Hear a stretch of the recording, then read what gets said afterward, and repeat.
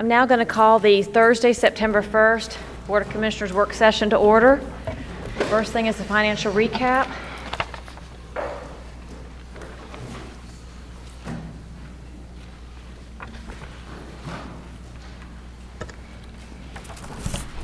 Good afternoon, Commissioners. We've got the recap from July. We finished July of 22 with $3.2 million in revenue, pretty much in line with where we were last July. We're down slightly, but on the items I think that we're concerned about, we're going to be okay. Our sales tax was up a couple of $100,000 year over year, and our motor vehicle tax is up year over year. Building permits are level, so that's a good indicator that the economy's still moving at a pretty good pace. Recreation and park fees are up. We've got a lot of more usage in the parks and in rec, and that's showing through these revenue numbers. The main area that we were down in was fines, fees, and forfeitures, but I think that'll come back. I'm not too concerned about it. So year over year, I think we're in pretty good shape to start the year off for revenues.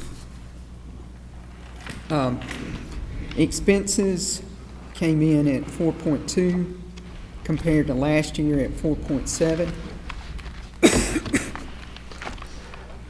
That's about 6.28% of our budgeted expenditures.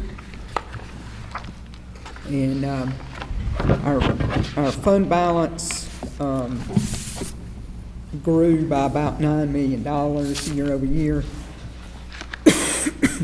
And I'm sorry, I'm going to have to get a drink of water.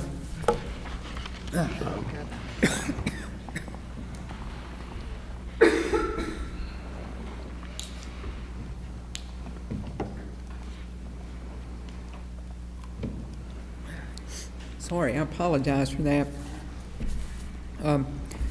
Our cash is up about $8 million, but we've got $7 million of that committed to general fund projects through end of the year things that we discussed last year.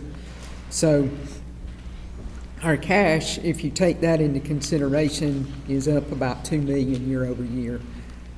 Which I think is a good, healthy growth, and we had committed a good portion of that to some good projects at the end of last year.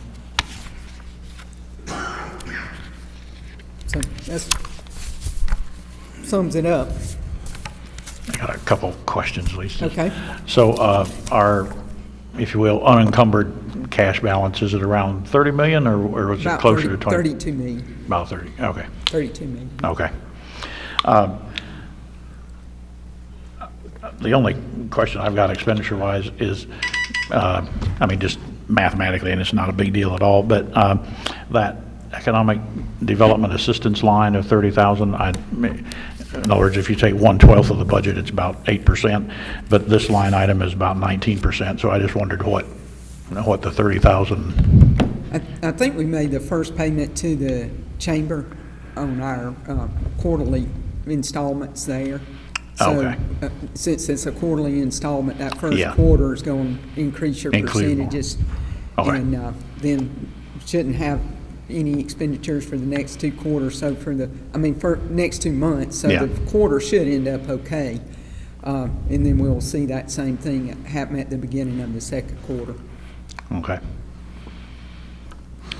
My only comment is the first month of the new fiscal year is always challenging in trying to analyze year-to-date and prior year-to-date, because you've got posting timings that are reflective of the current year and the prior year. So everything looks fine, but trying to analyze is always hard the first month, but typically by the second report it starts working its way out to be able to analyze all of the line items. So thank you for the presentation. You're welcome. Thank you. Before we move into the actual items for the business on the agenda, Dispatcher Taylor Southers and E911 Director Clay Patterson, would you please step forward? Commissioners, staff, and citizens, On Friday, August 26, 2022, at 12:10, Carroll County E911 received a 911 call in reference to a 3-week-old infant that was possibly not breathing and/or choking. The caller advised that the baby had stopped making noise and she was unsure if he was even breathing at all. Dispatcher Taylor Southers answered the call and immediately began gathering pertinent information. Shortly into the call, Dispatcher Southers began giving pre-arrival instructions, including checking the baby's airway for any objects, vomit, etc. The caller described the baby as silent and turning blue. Southers asked all the appropriate questions, including details about the baby's color change, age, and sex, before finally giving instructions to lay the baby on its side to remove the vomit from the infant's mouth. Further pre-arrival instructions were given, including the beginning stages of CPR and choking protocols based off the information that was given to her. A short time later, the baby started breathing again, which was confirmed by the caller, the mother, and the wonderful sounds of cries in the background. Dispatcher Southers kept calm demeanor during the entire call and carried out her duties effectively and professionally. Once fire and EMS personnel arrived on the scene, they also confirmed the child was conscious and breathing, and the infant was transported to the hospital for evaluation. Director Patterson was contacted later that afternoon by the father of the infant, who wanted to give his thanks and appreciation to Dispatcher Southers. The father stated, "My wife and her friend were at the house with our newborn when he choked, and the dispatcher walked them through the corrective action and got him back breathing before fire showed up. The doctor says chest x-ray came back good and that the early care was done right, and so quickly he should not have any lasting effects."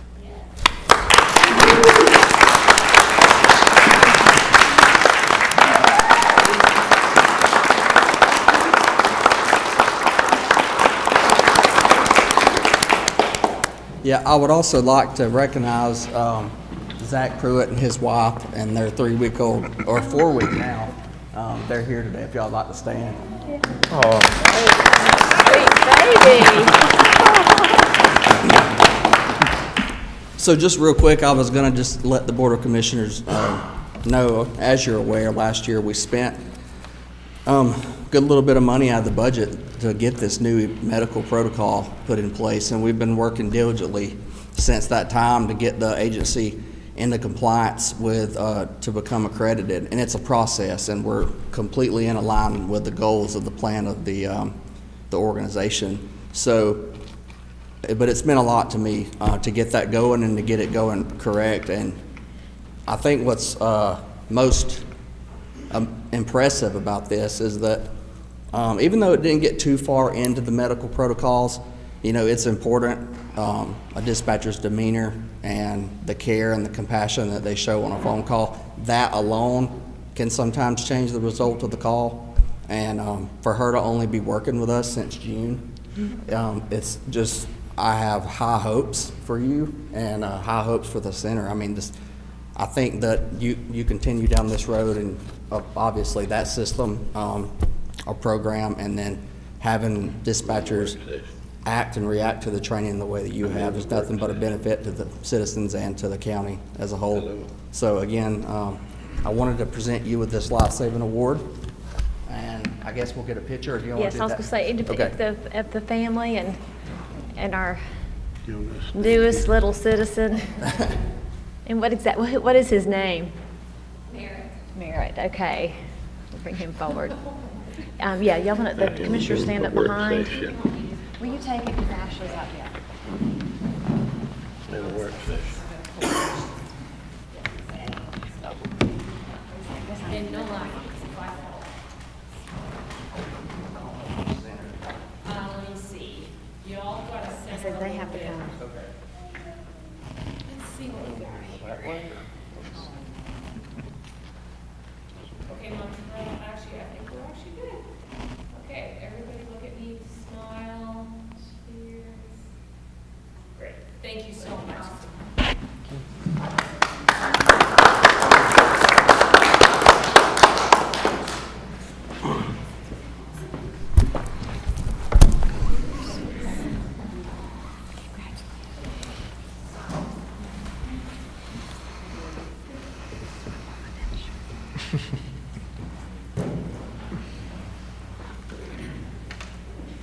Okay, the first thing on the agenda for beginning Tuesday, and I'll ask for consent on some of these items, please. 9-1 is the county clerk appointment. I would like to have you confirm my appointment of Linda Bingham as our county clerk. Is there any discussion, questions? Well, seeing none, are you all okay with putting this on consent? Yes. Great, thank you.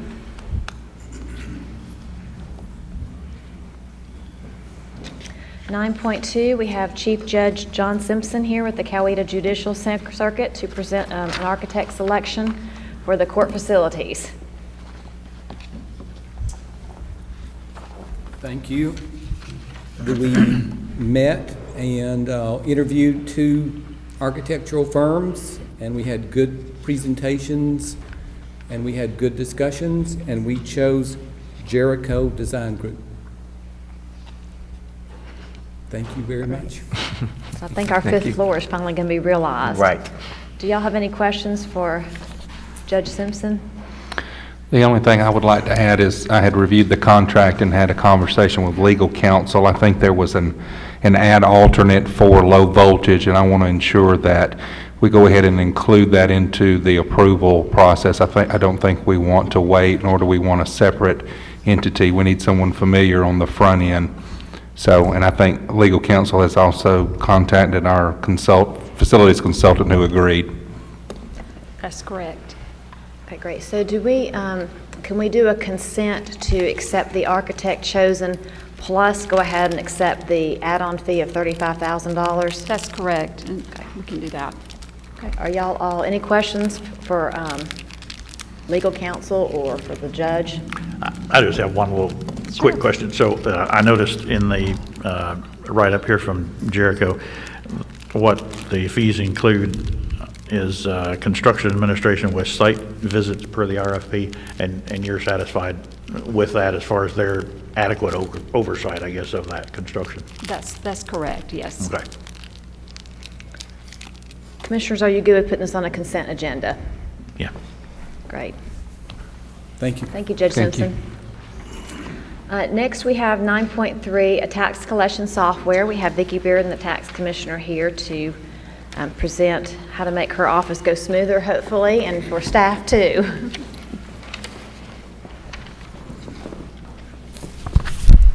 Okay, I want to give you a little background. I apologize for not getting all this to y'all quicker than you did. We've had contract changes, just got it approved really this morning. I'll give you a little background. We started off, when I first started tax commissioner, we were with Harris.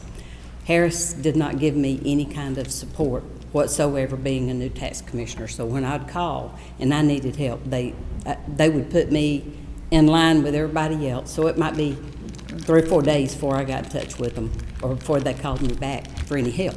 So, you know, I had discussions with them that I was going to have to change if they couldn't help me. So then I changed over to Manatron, and Manatron then changed to Thomson Reuters. They were bought out by Thomson Reuters. Thomson Reuters were then bought out by Harris, and Harris changed names to Almenum. So I worked with a lady named Sonia Lanier, and Sonia was with Harris, and then Sonia went to Manatron. And so she knew a lot of both systems. She knew what all the tax commissioners needed. So then she went to work for Assurance, and that's this program that I'm trying to get. So she has a lot of knowledge and background. She helped build the program along with one of the tax commissioners, and I feel like they've got everything that we're going to need, or they can make what we need. You know, I feel confident that it's pretty much everything that we need already, but our county has a lot of exemptions, and but I know they said if you can do it with a calculator, then they can get it programmed and worked. So, but Sonia has worked with both programs. She knows everything, or a lot about what's going on and how, you know, the functionality and everything that's needed. So I feel confident that this system is going to work real well for us. Now,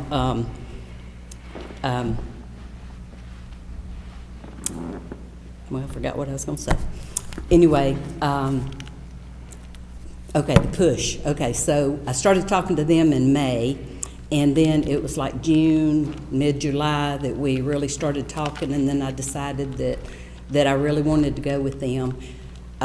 December 31st is the end of our service agreement. We pay about roughly $28,000 a year for a service agreement for to all minimum. And I was trying to get all of this worked out so that we could go to it by January 1, not pay the $28,000 for a whole year and then lose that money. I wanted to put that money onto the assurance program. So I'll be putting a little bit more money with it. So anyway, we have to give them 90 days notice to end our contract. So we're getting real close to that. We got to get them the notice. So I apologize for everything being such a rush and y'all not getting everything that you needed to look it over, but we've been crunched. I've been today trying to get our digest submitted, and unfortunately I didn't get it. I have waited on Manatron most of the day yesterday and most of the day today to help me with what I needed. So that's just a little example. But anyway, I did ask for an extension. I hope it's just going to be for one day. But anyway, do y'all have any questions? Commissioner Bearden, you took my phone call earlier today. Thank you for that. In our discussions, I think you had stated you had spoken with some other county tax commissioners who utilize this particular software service, and one that had actually been in office, I think even longer than yourself, that said they had had very good customer service rapport with this company, which is one of the main things you're after. So it's not like you're selecting this company blind, so to speak. You have done some reference checks. Is that correct? Yes. WinGap does have a program also, and I let them know at the conference that I'd be interested in looking at their program, and I still not heard anything from them. So there's not very many software companies out there for the tax commissioners. So, you know, those were basically the two, besides going back to Harris, and one that there's only 2 or 3 with that's been in business for a long time, but everybody's leaned away from them. I don't even know who they are. But, you know, I did look at my options. Again, they are also in Carroll County. I liked that. If I can't get a hold of them, I can go find them. So I like that option. So, yeah, that was one of the reasons I chose them too. Thank you. So we can get the 28,000 or so, you think, Well, applied? you know, it's going to cost a little bit more for the program, but Yeah. it'll come out of my budget unless y'all find otherwise to help. Yeah. But anyway, I think it's going to be like 35, so it would be, what, $7,000 more Yeah. for the program. And then, of course, the yearly fee is going to be cheaper than, and even going on the cloud, there's a lot of options. I mean, one thing I really liked about it is when I start calculating taxes, when I get millage rates put in, I have to calculate taxes. It takes 6 hours to calculate our taxes on this program, and on the assurance program, it takes 15 minutes. Good. Are we satisfied, even though they might have a great reputation, to have adequate incentives in the contract for malfunctions? I think they've gone over that with a fine-tooth comb. Okay. This company was great to work with. They're trying to build their programs more in Georgia, so they agreed to our regular addendum, and they have the response times, and like Ms. Bearden said, she knows that at least one person who's going to be a key person in the support role that's worked in a tax office. Mm-hmm. So I think they're comfortable. They'll get the support they need. Yeah, that'll be better. Yes. Commissioners, are y'all good with putting this on a consent agenda? Okay, great. Thank you, Commissioner Bearden. 9.4, we have Captain Ken Reeves with the Sheriff's Office to discuss our regular vehicle purchase. Yeah, yes, Yearly, let me say yearly, not regularly, but yearly. that's right. Good evening, Commissioners, Chairman. We're requesting that the board approve the purchase of 14 patrol vehicles for the sheriff's office. The amount's $532,650. Any questions for Ken, or? We usually did 10, you need more this year. We do. We're replacing 2 transport units, and we're replacing 2 supervisor vehicles. Gotcha. Electric? Not yet, not yet. Is that what you're proposing? No. Captain, in previous discussions, you had stated y'all had really not looked at an extended warranty because you'd had good service out of the vehicles, plus Public Works had done a good job of keeping the fleet maintenance up. Is that still your position, that you feel comfortable just going with a straight out and buy? Yes, sir. It is. Okay. The shop's done a real good job for us, I think. Thank you. I just wanted some clarification. Alicia, you may have to help on this one. So in our SPLOST projects printout in your summary, so I noticed expenditures for sheriff cars as of this fiscal year, 204,000. So where does this 532,000 come in? Or asked another way, I guess, what is the 204,000 under the SPLOST? The 204 is the vehicles that we ordered last year. Last year, okay. So this will be added to that amount of money. Gotcha. Okay. I saw the 204. Once we expend the money. Yeah, okay. We just have paid for the last ones. Yeah, we just got those. Yeah, because it's in. under fiscal year 23. We're like a year so- behind, you know. Okay. You're gonna be able to get them, though. It's just gonna be down the road. It's gonna be down the road. They've put the pricing out, but they're not accepting orders. Right. They may come up, just for example, next week, they may say Wednesday, Thursday, and Friday, we'll take orders. Right. At 5 o'clock on Friday, we're shutting off. You gotta have the approval where you can get That's those exactly orders right. going.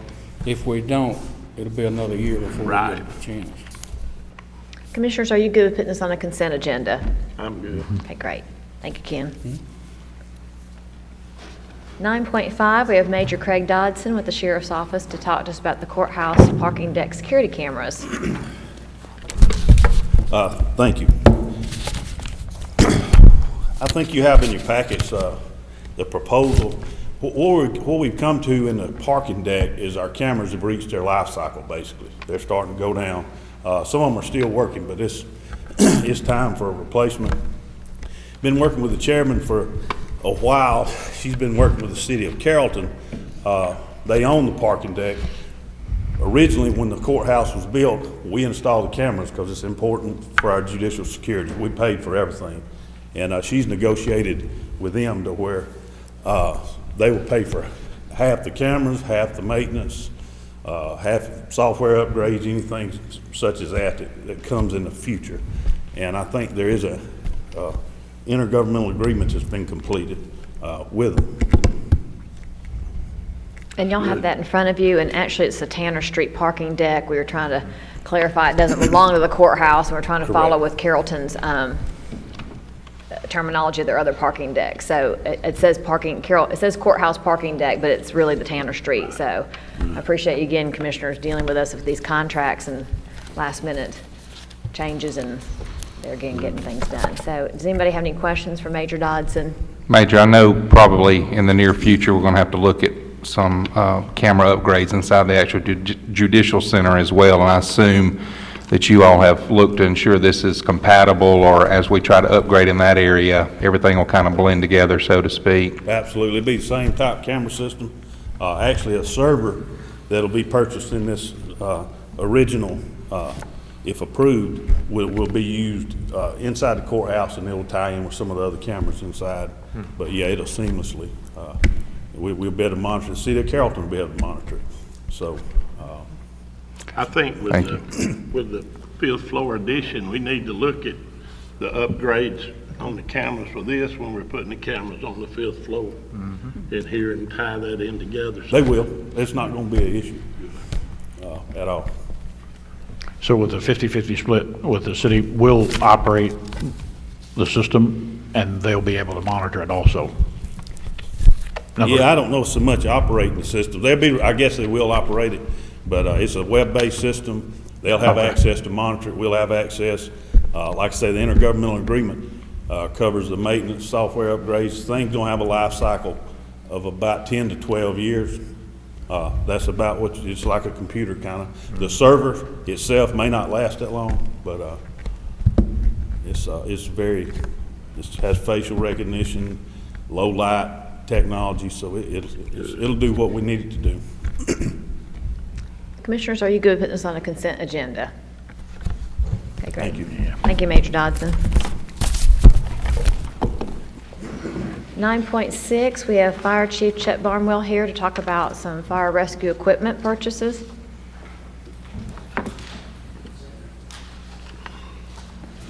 Good afternoon. Thank you for having us. We're asking for a consideration for purchase of a Jasper Engines, a 6.0 remanufactured diesel engine for our Ford service truck that our fleet maintenance director drives. We dropped 2 cylinders in it a couple weeks ago, and we need a new motor. And it cost us at $17,373. $3,000 of that's a core charge that we'll get back once we send the old block back. So of the 4 or 5 here, we've decided to go with the Jasper one, is that right? Yeah. Yes. Okay. Yes, sir. Chief, in looking at the figures here, there's several different things that add up to the $17,373, and you've got the $1,000 in addition, I guess, that would cover fluid, belts, hoses, and different things. Is that something that you currently have budgeted that you can absorb, or would you like us to include that? We can absorb that in.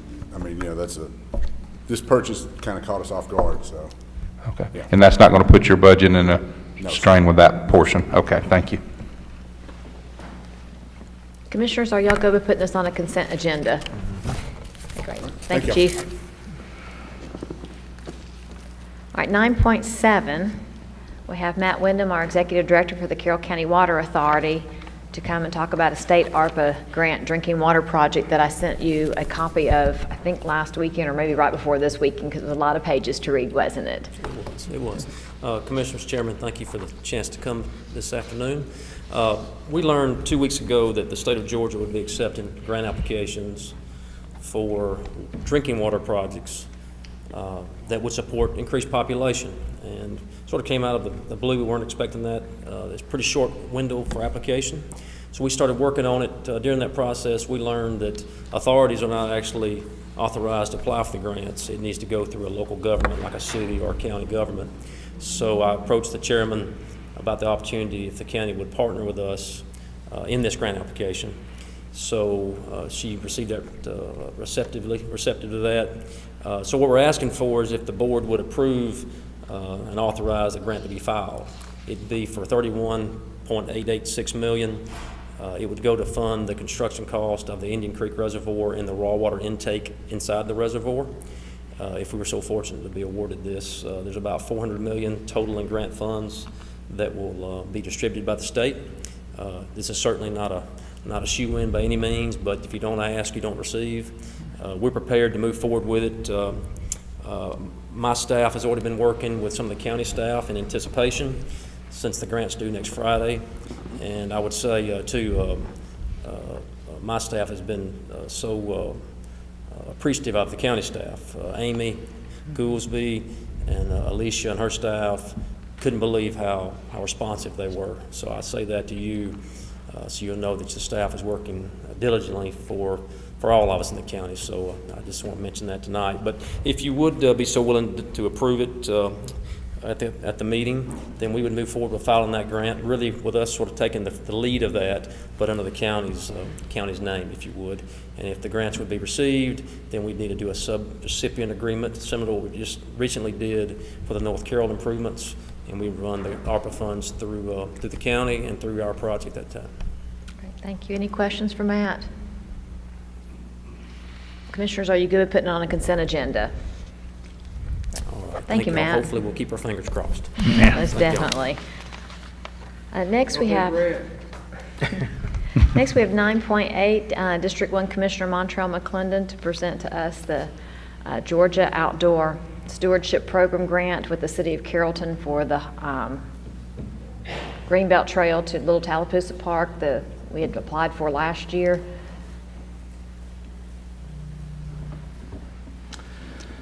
Well, Carol, I mean, we talked about this last year, so just reapplying for this grant, and it says here, a portion will not exceed $366,125,000 to connect and construct new trails in Carrollton and unincorporated Carroll County along Tallapoosa River. So maybe we can move forward and get this done this time. How will this, or will it at all, Montreal, affect other things we might have going, such as that in my district with McIntosh, or do you know? I don't. Okay. I just know, because when we talked about this was just two separate, different grants that we were working on, so no, I do not. I don't think they're in competition with each other. Yeah. I think they're just two separate thought processes, and we don't know what the Department of Natural Resources will choose, so it's better to send everything you possibly can out. Yeah. Will we work all the details out once it's awarded, if they award it, such as maintenance and upkeep and that kind of thing? Yes, yes. This is mainly to purchase land at the current point, and then we get further down on that. So, just another detailed question. So if we go forward with this, are we assured that it won't negate us applying for another outdoor stewardship program as far as any other purchase we might want to wait through the Georgia Outdoor Stewardship Program? I don't think so. I think if Stacy? anything, we're letting people know that we were serious about the grant last year, we're serious about it again this year, and it's kind of like if you give up, they'll not know you're really serious. So it's kind of one of those things, sometimes you have to keep asking and asking and asking, and Vicki knows that right now, waiting on her own information, and it's not even a grant. Stacy should be able to answer that. As far as I know, there's no limitation on how many grant applications can be submitted for this project, for this program, the GOSA program. Okay. Because that's something that'll probably come down the road, for McIntosh. So, Right, yeah. right. All right. If there's no further questions, are y'all good with putting this on a consent agenda? Okay, great. Thank you, Montreal. Next, we have 9.9, Solid Waste Agreement with Jacqueline Doss, our Director of Solid Waste. Good afternoon, Commissioners. Chairman, I sent to you last week the proposed agreements. There's two separate agreements. These are basically continuations of agreements that we already have with Waste Industries, now known as GFL. The first one is for the transport of the trash from the convenience center to our transfer station in Carroll County. And the second agreement represents the transfer of the trash from the transfer station to the Grady Road landfill.